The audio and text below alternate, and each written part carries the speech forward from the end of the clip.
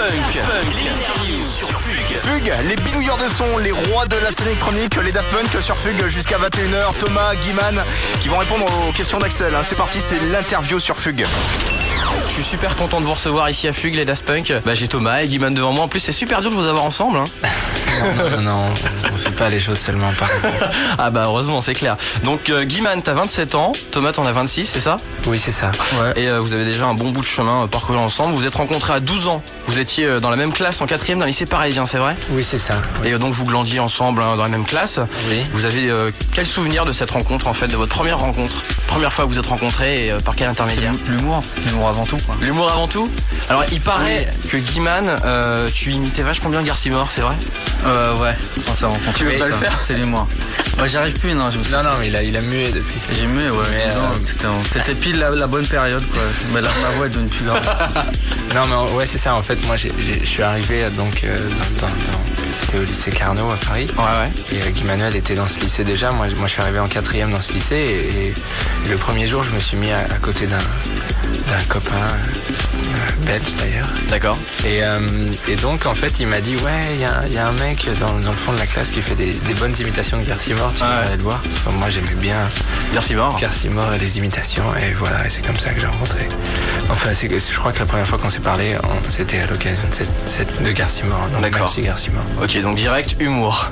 Voilà. Ensuite, à 17 ans, vous montez votre premier groupe de lycée qui s'appelait Darling, qui sort un single tiré à 1500 exemplaires. Vous avez des souvenirs de cette époque et est-ce que vous pouvez nous parler un petit peu de cette première aventure que vous avez eue ensemble, qui a été Darling? On n'a aucun souvenir de cette époque.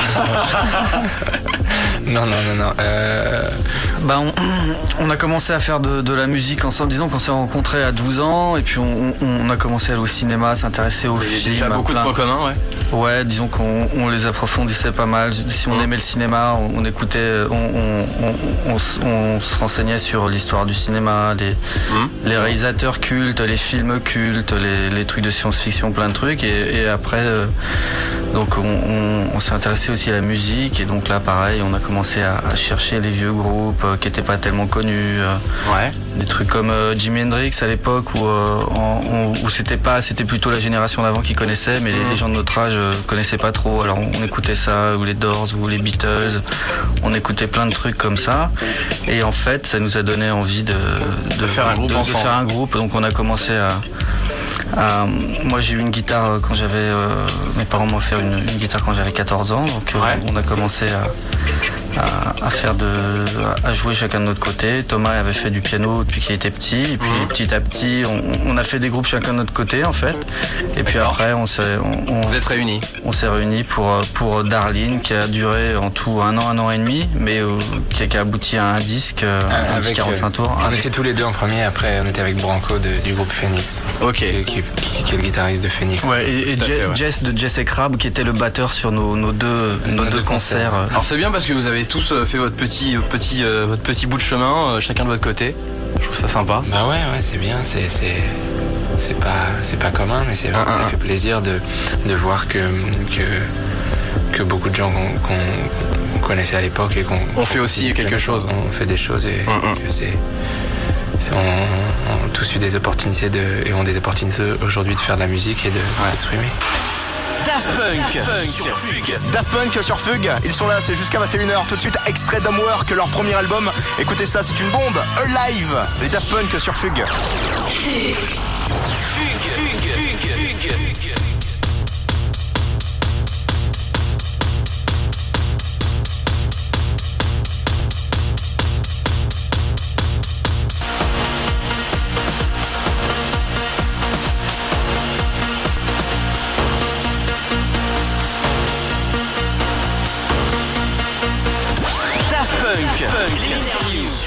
Fugue, on reçoit Thomas et Guiman. Les Daft Punk sont avec nous sur Fugue jusqu'à 21h. Ils répondent aux questions d'Axel.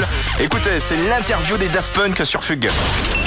Qu'est-ce que vous avez fait alors entre Darling et Daft Punk? Il y a eu quand même une longue période et je veux savoir aussi, vous avez eu combien d'années à peu près? Il y a eu, je sais pas, 4 mois, 5 mois. 4 mois, 5 mois? Ouais, étant donné que le single finalement il est sorti début 93, le single de Darling avec peut-être un an de retard, et qu'on a enregistré les premiers morceaux de Daft Punk en août 93. Je crois que le premier maxi c'était Alive, c'est ça? Voilà, c'est ça. Qui est sorti en 94. D'accord. Ok, et donc ensuite, le premier album Homework arrive en janvier 97. Il est réalisé entièrement en home studio. Comme le deuxième d'ailleurs. Comme le deuxième, ouais. Je sais que le deuxième, vous l'avez un petit peu réalisé à Los Angeles, mais non, complètement home studio, c'est vrai? Complètement home studio. C'est une rumeur, faut la faire taire tout de suite. D'accord, donc complètement en home studio. Dans le même d'ailleurs. Ok, donc 2 millions, faut rappeler un petit peu quand même, 2 millions d'exemplaires vendus à travers le monde de Homework. C'est une petite bombe des dance floors, et dont 400 000 en France. Vous avez bossé dessus donc pendant 2 ans et demi. Je voulais savoir de quelle manière vous avez abordé ce premier album, si c'était sans complexe, sans pression particulière, enfin comment vous l'avez abordé? On n'a pas vraiment travaillé pendant 2 ans et demi. En fait, on avait déjà sorti donc Alive en début 94. Ensuite, à ce moment-là, on a commencé à mixer un peu dans des soirées, des choses comme ça, faire un peu de musique. Ensuite, on a je crois enregistré quelques morceaux comme Rolling and Scratching ou Daft Punk qui sont ensuite sortis en mai 95. Et un autre single aussi sur Soma qui s'appelait Indo Silver Club. Et voilà, et donc on avait 4 ou 5 morceaux qui étaient déjà la base un peu de ce qu'allait devenir Homework, l'album qui était sorti sur Soma. Et au final, on s'est retrouvés, on a commencé l'album peut-être début 96 et on l'a terminé en juin 96. Donc on a mis 6 mois à enregistrer les 10 autres ou 12 autres morceaux. Ok, donc 6 mois pour 10 plages. Voilà, mais bon, on avait déjà on avait déjà 1 an et demi ou 2 ans de musique derrière, à savoir Daft Punk, Rolling and Scratching et là il y avait des morceaux comme ça qui étaient déjà importants dans l'album.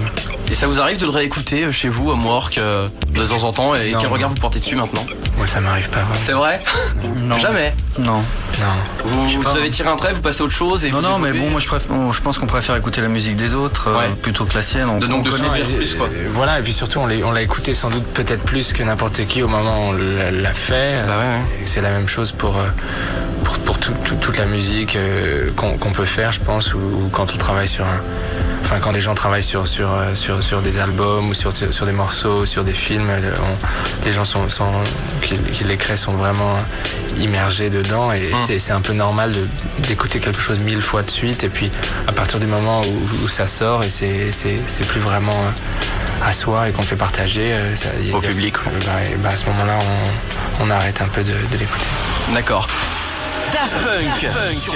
Daft Punk sur Fugue avec un coup d'œil dans le rétroviseur. Souvenir, le morceau qui nous a permis de les connaître, c'est celui-ci, Daft Punk, les Daft Punk sur Fugue.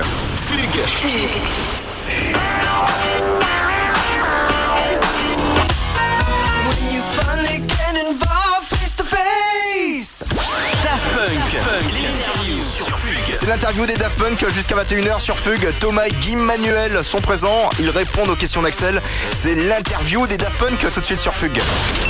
Vous avez été un des premiers groupes de musique électronique à signer sur une grosse maison de disques, on appelle ça une major, et pourtant vous avez direct voulu imposer vos propres conditions et votre propre style. Je voulais savoir si vous aviez beaucoup eu à discuter avec la maison de disques, ou simplement si vous avez fait confiance au début.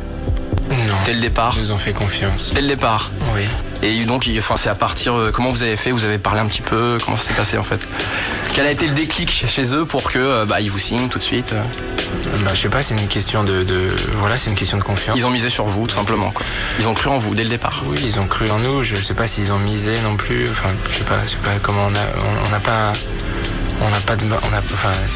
par rapport aux maisons de disques, on n'a pas réellement demandé beaucoup d'argent. On a demandé plus de contrôle que de l'argent. Alors que là, c'est vrai que les coutumes étaient par rapport aux maisons de disques de dire tiens, c'est une grosse maison de disques, donc essayons d'avoir le maximum d'argent possible. Et c'est vrai que souvent les gens qui veulent avoir le maximum d'argent dans ces conditions ont pas souvent un minimum de contrôle et de liberté. Donc c'était un peu l'inverse qui nous intéressait. Donc. Ok, d'accord. Daft Punk sur Fugue. Les Daft Punk sur Fugue. Attention, BPM ravageur, rythme technoïde. Montez le son. Extrait de l'album Homework, Rolling, Scratching sur Fugue.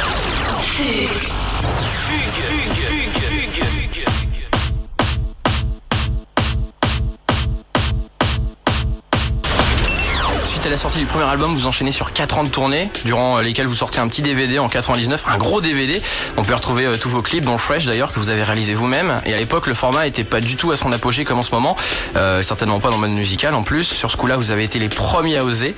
Et je voulais savoir quelles étaient vos motivations à l'époque et qu'est-ce que vous attendiez de cette expérience. Les motivations, je sais pas, c'est de faire des choses qui n'ont pas déjà été faites. D'innover ou pas. C'est comme là, on a sorti il y a quelques temps un album live. C'est vrai qui date des enregistrements qu'il a dit il y a 3 ans, mais c'est quelque chose qui a de toute façon pas jamais vraiment été fait, même jusqu'à aujourd'hui. Donc quand on voit quelque chose, c'est vrai qu'on a souvent été motivé par des choses qui n'avaient pas vraiment été faites et qui s'avéraient légitimes à nos yeux dans ce sens-là. Ok, justement, le live que vous sortez, que vous avez sorti il y a quelques mois, ça s'appelle le Live 97. Donc vous avez réuni des morceaux live que vous aviez enregistrés en 1997. Pourquoi vous l'avez pas sorti plus tôt ? C'est pas réuni. En fait, on l'a pas réuni. C'est vraiment un enregistrement de 45 minutes. Ah, c'est un enregistrement de 45 minutes. De 45 minutes sans coupe. D'accord. Donc pourquoi on l'a pas sorti plus tôt ? Ouais. On l'a pas sorti plus tôt parce qu'on voulait pas le sortir après le premier album. On voulait se concentrer sur le deuxième album et donc on voulait sortir le deuxième album avant pour pas sortir simplement le premier album et le live avec les mêmes morceaux. Donc à partir du moment où le deuxième album Discovery est sorti en mars et qu'il fallait attendre peut-être 5-6 mois, on pouvait pas le sortir juste après, et puis il est sorti en septembre. Daft Punk. Ouais, Daft Punk sur Fugue jusqu'à 21h. On retrouve Thomas et Guy Manuel juste après Harder, Better, Faster, Stronger. Ça fait partie de l'album Discovery. C'est les Daft Punk sur Fugue. Fugue.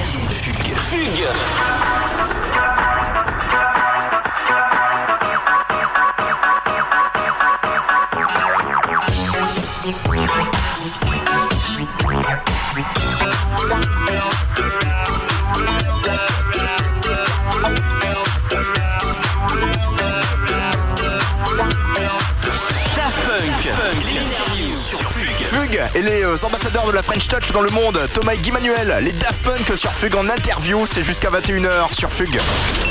Pendant les 4 ans qui séparent les deux albums, enfin il y en a 6 exactement, mais vous avez mis 2 ans pour concevoir le deuxième, vous avez eu des occupations respectives qui sont assez différentes, vous êtes occupés chacun de vos labels, Cri d'amour pour Guiman et Rouler pour toi Thomas. Vous pouvez nous en parler un petit peu ? Guiman ?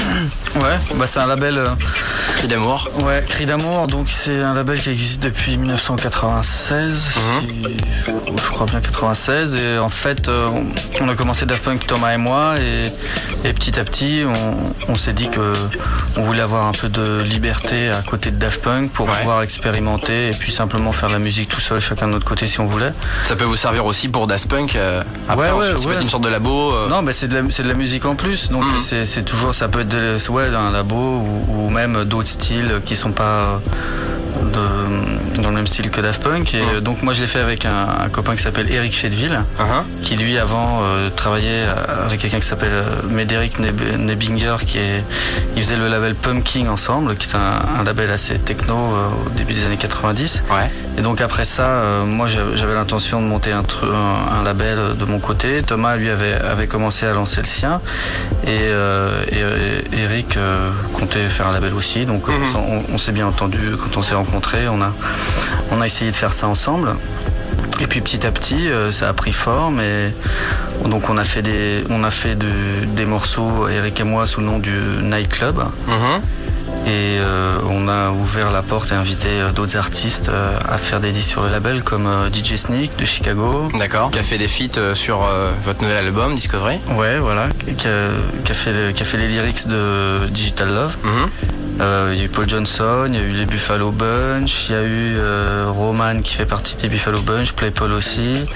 Il y a eu plein de monde, il y a eu Sedat, il y a eu les Eternals. Et donc avec les années, on a sorti 14 disques jusque-là. qui sont réunis sur une compilation qu'on a sortie de façon indépendante cette année au mois d'avril et qui ressort, si tout va bien, chez Labels en début d'année prochaine, en février. D'accord. Donc ça sera c'est une compilation qui regroupe tous les artistes, tous les morceaux qu'on a fait sur Cri d'amour. Okay. Quasiment tous les morceaux, c'est une compil mixée. Un petit best-of quoi. Ouais, un best-of. Ok. Mixé. Ouais. Thomas, roulé? Oui, donc comme le dit Emmanuel, on a commencé à développer des projets personnels en même temps que Daft Punk. Et moi j'ai jamais vraiment eu la volonté de faire un label plus que d'avoir la possibilité de sortir moi-même la musique que je faisais. De te produire et de faire un peu ce que donc rouler, ce que tu voulais. Jamais considéré. Bon, il y a eu ça. Je crois que ça a commencé un an avant, en 95, avant Cri d'amour, mais il y a eu que 8 ou 9 disques qui sont sortis. Donc c'est moins un vrai label. C'est vrai que j'ai eu l'occasion de sortir des disques, un ou deux disques auxquels j'avais pas participé dessus, mais la plupart des disques qui sont sortis, c'était ou le fruit de projets solo comme Tracks and the Rocks, ou sinon des collaborations comme Stardust ou Together, des choses comme ça. D'accord, ok. Together avec DJ Falcon. Voilà. Daft Punk, l'interview sur Fugue. Fugue avec Thomas Guiman, les ambassadeurs de la French Touch, les rois de la scène électronique. Ce sont les Daft Punk. Ils sont ici en interview sur Fugue. Fugue.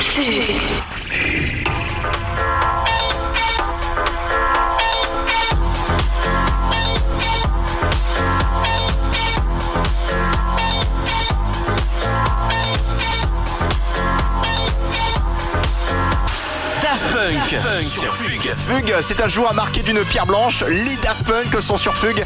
Thomas et Guiman qui répondent aux questions d'Axel jusqu'à 21h sur Fugue. Comment vous avez géré la préparation de votre nouvel album Discovery qui a donc duré 2 ans? Comment vous l'avez géré et quelle était votre idée de départ avant de l'attaquer? Le message que vous avez envie de faire passer au public? Il n'y a pas de message plus que de faire quelque chose de différent de Homework. De différent, on n'avait pas envie de faire la même chose. Et puis d'essayer de se fixer des buts. Un nouveau challenge. Voilà, des nouveaux challenges, de faire des chansons, Ok, très bien. Et l'album s'intitule Discovery, il est sorti en mars 2001. On remarque qu'il est quand même beaucoup plus posé que le premier, il est plus accessible, aussi par rapport au premier qui était quand même assez agressif, c'était très dansant, très dance floor. C'était une volonté pour vous d'essayer d'élargir votre public ou vous avez simplement voulu montrer que vous savez faire autre chose que de la musique de dance floor? La deuxième solution. La deuxième solution. Donc vous avez voulu montrer que vous savez faire d'autres choses. Je pense que Homework est finalement un album très accessible. Tu l'as dit tout à l'heure, il s'est vendu à 2 millions de disques. Si un album qui se vend à 2 millions de disques, c'est pas un album accessible. Disons qu'il est plus orienté Chicago, influence Chicago qu'on avait beaucoup à l'époque, qu'on a toujours, mais qui était vraiment lié au club, à la danse, au dance floor et aux soirées. Et disons que le deuxième a toujours à mon sens, a toujours le même la même vibe énergique, mais par-dessus vous avez eu d'autres influences. On a essayé de broder avec d'autres émotions, d'autres influences, et peut-être quelque chose qui est plus tourné vers les émotions que simplement l'aspect physique de danser, quoi. D'accord. Surtout qu'il y a une chanson dessus qui s'appelle Something About Us qui est là, vous nous montrez vraiment que vous savez faire complètement autre chose et c'est beaucoup plus on va dire nostalgique, il y a beaucoup plus d'émotions. Vous avez vraiment bossé là-dessus pour Non. Non, mais je pense que dans Around the World, il y a un peu du Something About Us aussi. C'est plus le côté funky, plus tranquille. D'accord. Qu'on aime aussi, quoi. Daft Punk, l'interview sur Fugue. Fugue avec Thomas Guiman, les ambassadeurs de la French Touch, les rois de la scène électronique. Ce sont les Daft Punk. Ils sont ici en interview sur Fugue. Fugue.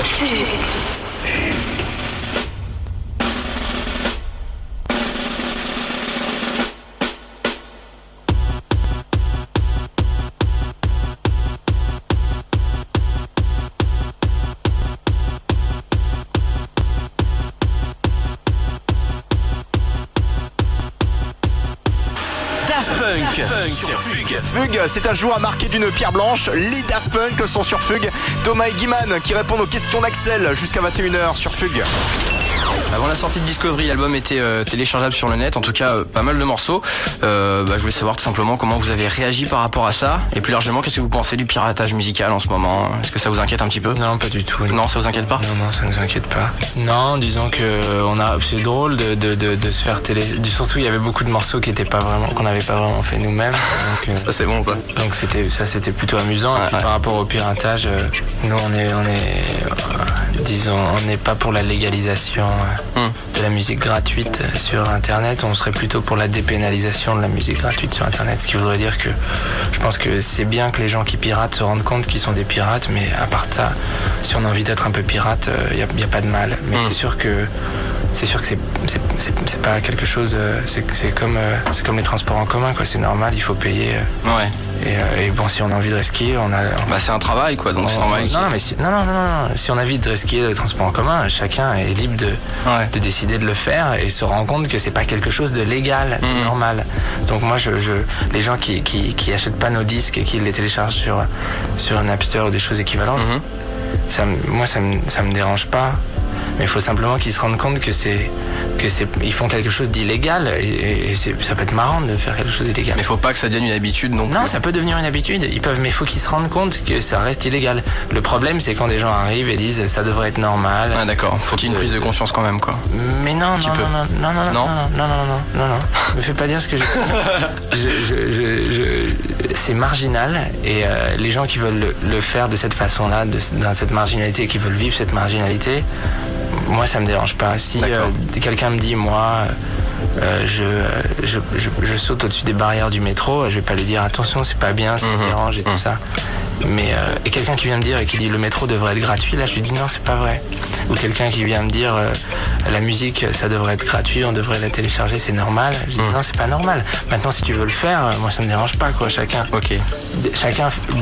brise les petites règles qu'il a envie de briser. Ouais, d'accord. Donc le plus gênant c'est de se dire que la musique serait totalement gratuite. Là c'est même pas une question d'argent pour nous qui la faisons, mais c'est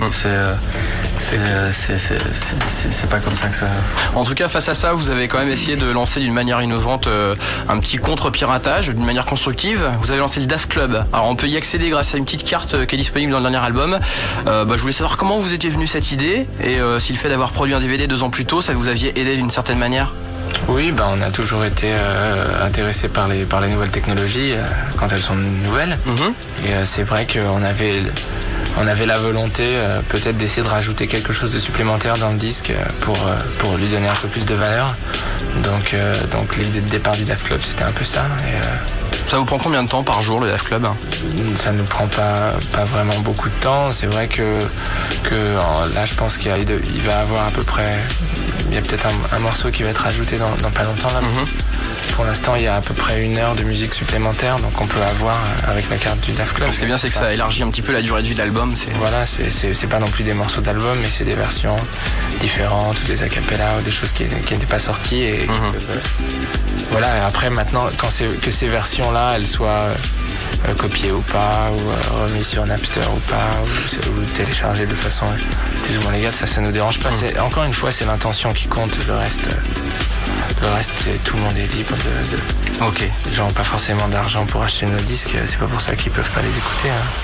Daft Punk, l'interview sur Fugue. Fugue avec Thomas Guiman, les ambassadeurs de la French Touch, les rois de la scène électronique. Ce sont les Daft Punk, ils sont ici en interview sur Fugue.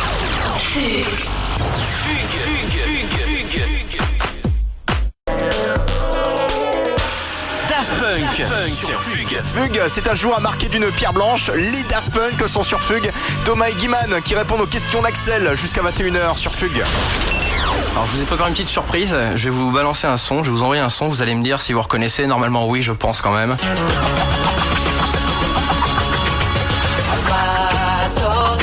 Quand même. Ouais, mais c'est pas la version peut-être que vous connaissez. Non, c'est pas celle que je connais. C'est pas celle que vous connaissez. Non. Donc vous connaissez la plus traditionnelle, on va dire, qui est passée à la télé. Ouais. Ok. Je vous envoie simplement ce son pour parler un petit peu de Leiji Matsumoto, qui est l'un des maîtres du manga et du dessin animé japonais. C'est un dieu vivant, on va dire, de l'animation japonaise. C'est un créateur de séries comme Albator ou Galaxy Express 999. Vous avez bossé avec lui. C'est lui qui réalise tous les clips de votre dernier album. Oui. Et je voulais savoir comment vous avez été amené à bosser avec lui et si ça avait été facile facile de le convaincre? On s'est un peu renseigné quand on voulait travailler en dessin animé pour ce projet, pour l'équipe de Discovery, et c'est vrai qu'on a eu l'idée je crois avec Emmanuel, de le contacter, et puis au début on voulait faire appel à des jeunes japonais qui pourraient imiter son style, et on s'est dit pourquoi pas, on va toujours essayer de rentrer en contact avec lui, et finalement il était intéressé de nous recevoir, et on n'a pas mis beaucoup de temps à le convaincre finalement. Je pense que la musique l'a convaincu aussi. Et vous ne connaissiez pas avant, vous étiez jamais rencontrés? Ah non, on n'était jamais en vacances chez lui. Et vous avez prévu, pourquoi pas dans quelques années, lorsque tous les clips auront été réalisés, de sortir un dessin animé qui pourra revenir tous vos clips avec des dialogues dessus? Pourquoi pas? Ça serait bien, ça. C'est une bonne idée.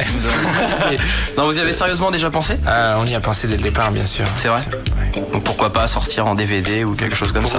Disons que c'est la raison pour laquelle on les fait tous. Ce serait pas intéressant de pas les, disons, c'est à la base même du projet, il y a l'idée de les sortir en entier. Ah bah, j'ai hâte d'y être en tout cas. Voir l'histoire en entier, parce que si tous les gens qui peuvent pas être à la maison pour voir le clip quand il passe, sachant que ça tourne assez vite, ceux qui en ont manqué. Et puis la possibilité en plus, par exemple avec un support comme le DVD, d'avoir la qualité du son d'un CD, et puis c'est clair. Et puis les images, ce sera meilleur que même une diffusion de télé. Daft Punk, l'interview sur Fugue. Fugue avec Thomas Guiman, les ambassadeurs de la French Touch, les rois de la scène électronique. Ce sont les Daft Punk. Ils sont ici en interview sur Fugue. Fugue.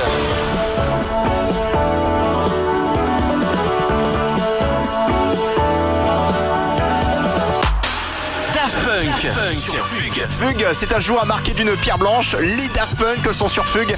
Thomas et Guiman qui répondent aux questions d'Axel jusqu'à 21h sur Fugue. Pour beaucoup de critiques en Angleterre, vous avez été le premier groupe à représenter la fameuse French Touch. Comment vous réagissez par rapport à ça, et est-ce que vous trouvez qu'il y a des avantages, des inconvénients? C'est juste un mot, quoi. Ouais. Moi, je pense que ce qui est marrant, c'est de voir que on a peut-être participé à quelque chose qui a fait que maintenant il y a plein d'artistes qui font de la très bonne musique, et c'est pas, ça a pu être pendant un moment en French Touch une accroche de presse qui veut pas forcément dire grand chose, tant que c'est pas vraiment réel. Et là, on se rend compte que depuis que le mot existe, il y a vraiment beaucoup d'artistes français qui sont là, qui font des trucs très bien, très différents les uns des autres, des identités super fortes, alors qu'avant il y avait pas énormément de choses visibles dans ce style de musique. Donc je pense qu'on est content d'avoir contribué à ça, et avoir pris pas le risque, mais c'est de dire on va essayer de faire un truc. Quand les gens suivent après, c'est qu'eux aussi ils avaient peut-être cette intention, et que peut-être qu'ils ont eu un peu confiance, ou qu'ils se sont dit c'est possible de le faire. C'est un peu la même question que par rapport aux gens qu'il y a autour de nous, pas mal qui font de la musique et pour qui ça marche aussi. Donc à mon avis, le potentiel est là chez plein de gens, et c'est le jour où peut-être tout le monde attend un peu que quelqu'un le fasse pour se dire c'est possible. Et une fois qu'on sait que c'est possible, essayer, et puis tout le monde y arrive, et il y a plein de bonne musique qui sort maintenant, quoi. D'accord. En tout cas, vous avez contribué quand même à ce qu'elle soit reconnue mondialement. Vous avez lancé le truc. La techno, la musique électronique maintenant est reconnue comme un genre à part entière. Comment vous voyez l'évolution de cette musique dans les années à venir, dans les années proches? Je sais pas, je pense qu'elle a déjà évolué depuis que la musique électronique existe. Je pense qu'il y a déjà eu 40 000 styles différents, d'évolution, de rétro, de retour en arrière. Je pense que entre Kraftwerk et puis Dimitri from Paris, il y a énormément de différences, mais c'est la même musique. Donc je pense que c'est surtout une variété énorme, la musique électronique, plein de styles différents, et je pense pas voilà, quoi. Et vous, en tous les cas, vous essayez de montrer qu'on peut faire beaucoup de choses avec la musique électronique. Ouais.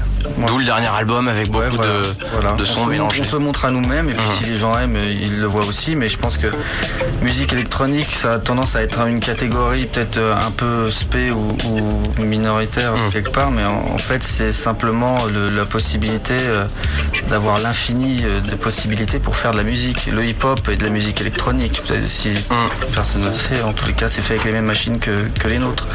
Le hip-hop, même le rock, il y a des albums de rock d'aujourd'hui qui sont entièrement faits avec des sampleurs et tout ça, donc musique électronique c'est extrêmement vaste, enfin pour moi. D'accord. On va terminer, donc vous auriez peut-être un petit message à passer aux auditeurs de Fugue. Thomas? Non, mais bonne continuation. Merci Thomas, merci Guiman, et en tous les cas vous revenez quand vous voulez. Fugue.